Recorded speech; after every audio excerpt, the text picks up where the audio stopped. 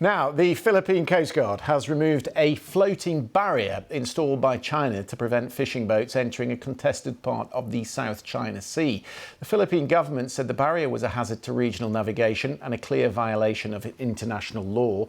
The video the Coast Guard released showed divers beneath the buoys cutting a cable that linked them all together, and there was also a photo which showed them removing an anchor that moored the floating barrier to the ocean bed. Chinese forces have frequently harassed the Philippine Coast Guard. Recently, they fired water cannon at Filipino boats that were resupplying a military outpost on one of the disputed reefs.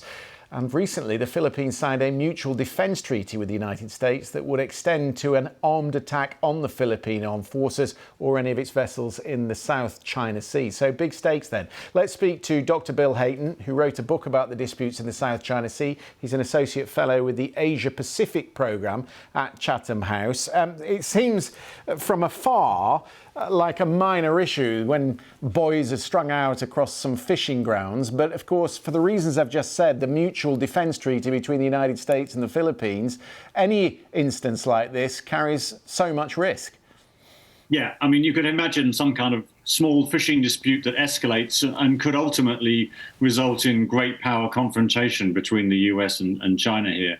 I think everybody on all sides is aware of the potential risks, and therefore they're very careful to manage the risk of escalation.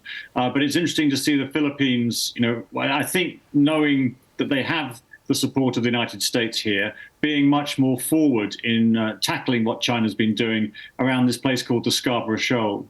Oh, that's interesting. So you think, Bill, that they're more robust because of the mutual defence treaty that they now hold?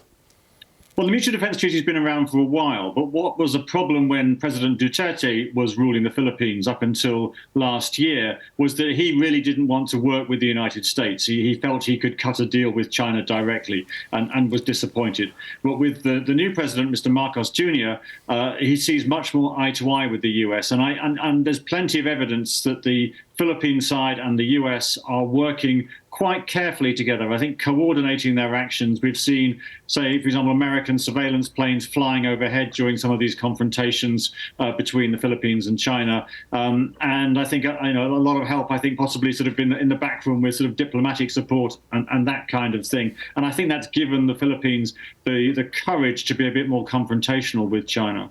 We've been talking earlier in the programme about the Pacific Islands Summit at the White House today, and it's interesting that the likes of the Fijian ambassador that we had on the programme, he wants to talk about climate change, loss and damage, and of course the White House wants to talk about their strategic interests in the region. What sort of role do these Pacific Islands have to play in this struggle between the United States and China? Well, I think all of these countries, whether they're Pacific Islands or they're Southeast Asian countries like the Philippines, they want to be taken seriously on their own account. They don't just want to be pawns in a game between the US and China.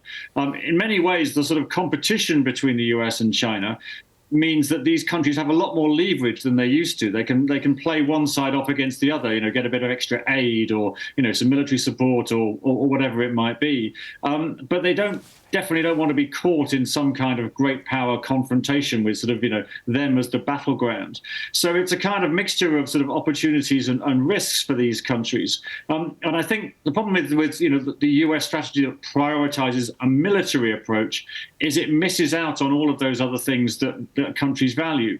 And I think, what's been taken quite a lot of time for the US to try and learn is that it has to be a full spectrum engagement, like China offers many of them, whether it be agriculture or health or university education or whatever it is, as well as just these sort of geostrategic levers on either side.